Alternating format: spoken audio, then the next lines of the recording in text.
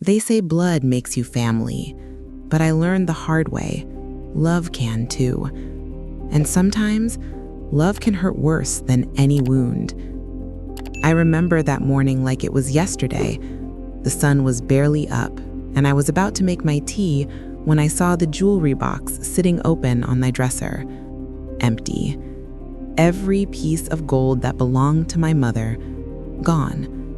And on the table, a note in her handwriting. I need to live my own life.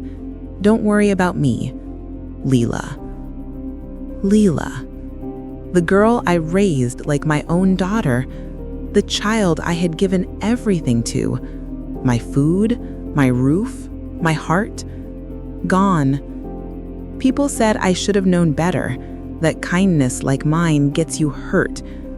But they didn't know. I had already decided something that day. You can take my jewelry, Leela, but you can't take my strength. Years later, when she came crawling back, broke and desperate, asking for help, I gave it to her, but not the kind she expected. Because that day, she met the woman she thought I'd forgotten how to be.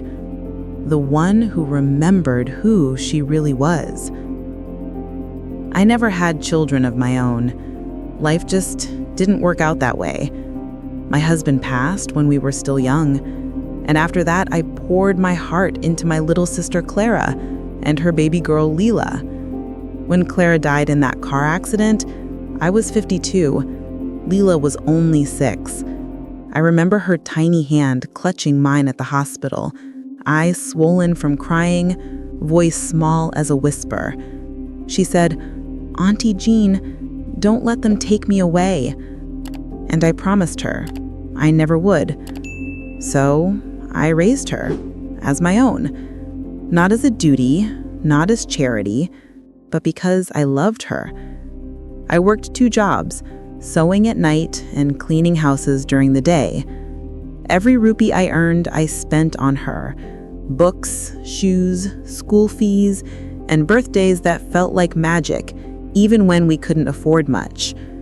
When she called me Mom for the first time, I cried so hard I had to sit down. We were happy. Simple, small, but happy. I taught her to cook, to save, to be kind. She'd braid my hair in the evenings and say, "When I grow up, I'll buy you a big house and make you proud." And oh, I was already proud. She was smart, too smart sometimes, always dreaming of a bigger life, a shinier world. I could see it in her eyes, the hunger for something more than our quiet little life. I thought it was just ambition. I didn't know it would become greed. When Leela went off to college, I was both happy and scared. I saved for years to send her there. She was the first in our family to go, and I told everyone at church about it. Every call she made my week brighter. But soon, those calls stopped coming. When she did visit, she wore expensive clothes I didn't recognize, spoke differently, laughed differently. There was perfume on her that didn't smell like anything from our town. I asked her, "Leela, where do you get these things?" She smiled and said, "A friend helps me out, Auntie. Don't worry so much." I wanted to believe her. I really did. But little things started to vanish. My wedding ring, a gold chain. At first, I blamed myself. Maybe I misplaced them. Until one night, I woke up and saw her sneaking out of my room, holding my jewelry box. When I called her name, she froze. Her face? It wasn't fear. It was guilt and shame. I asked, "Why, child, why would you do this?" She didn't answer, just ran to her room, slammed the door, and by morning, she was gone. She left a note, and the house felt colder than ever before. Weeks turned into months, months into years. I never saw her again. At first, I blamed myself. Maybe I smothered her. Maybe I made her feel trapped. But deep down, I knew she wanted more than love could give. I kept her photo on the shelf, though. Every morning, I'd whisper, "God, please keep her safe, even if she doesn't think of me." People told me to let it go, that she was gone for good.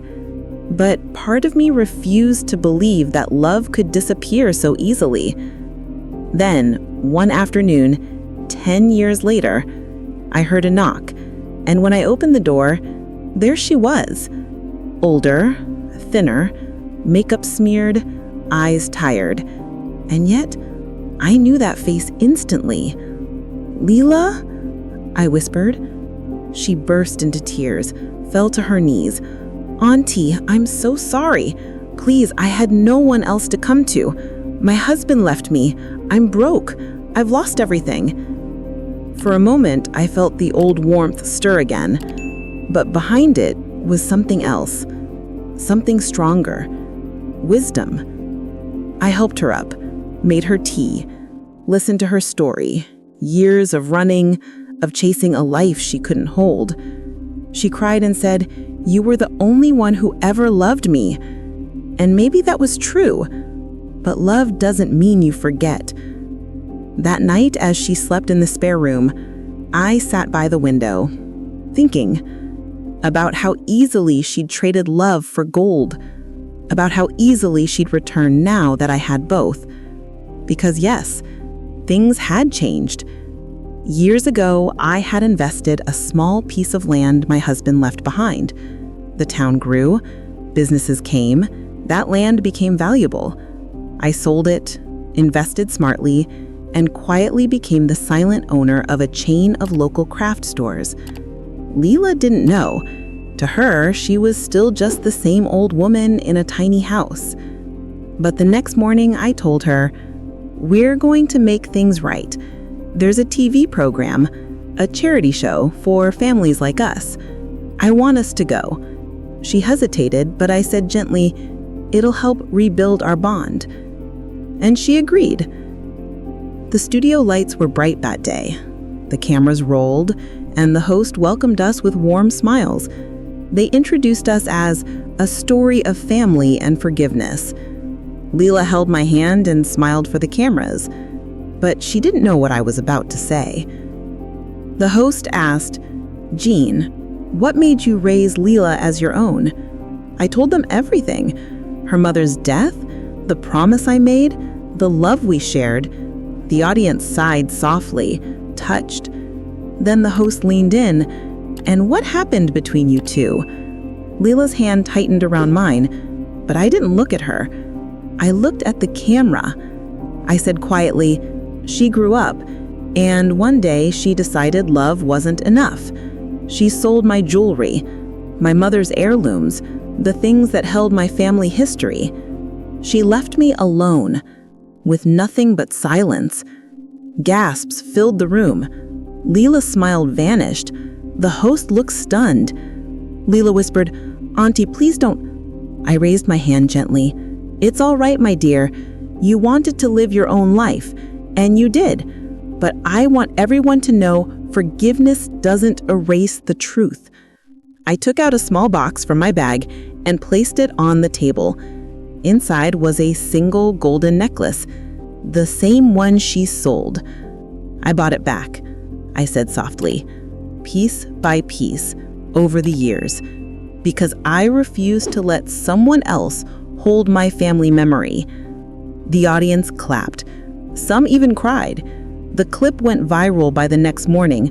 Millions watched the calm old woman who spoke of betrayal and forgiveness with grace, not hatred. Leela's name trended, but not for the reason she hoped. And I finally slept peacefully that night. Sometimes the people you raise can break your heart, but that doesn't mean you stop loving. It means you start loving yourself too. If my story reminded you of someone you've lost, to greed, to pride, to time, remember, dear, pain can become your strength. And if this story touched your heart, subscribe to the channel, turn on the bell icon, and stay with me, because every wrinkle has a story, and I want to share them all with you. A few weeks after the broadcast, Leela came back again, this time without cameras, without makeup. She looked tired, but honest. She said, "Auntie, you didn't have to do that." And I told her, "Maybe not, but you needed to see what truth looks like when it's spoken out loud." She started crying, said she wanted to make amends, to work, to change. So I handed her a small wooden box. She opened it. Inside was a replica of the necklace she once stole. Fake, but beautiful. I told her, "You can keep this one. It's light, just like your new start, but the real one stays with me."